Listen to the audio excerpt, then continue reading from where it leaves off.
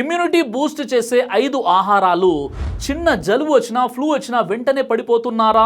అయితే మీ immunity పెంచుకోవాల్సినటువంటి time వచ్చేసింది.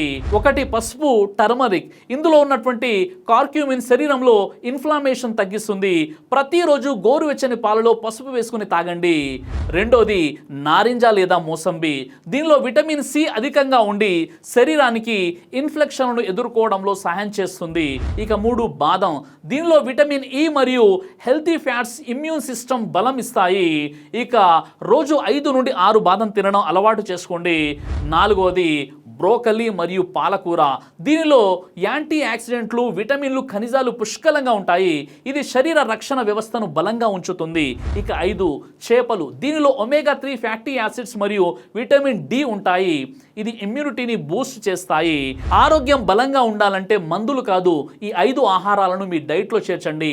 Immunity పెరిగి ప్రతిరోజు ఎనర్జీఫుల్గా ఉంటుంది. ఈ వీడియోని లైక్ చేసి షేర్ చేయండి.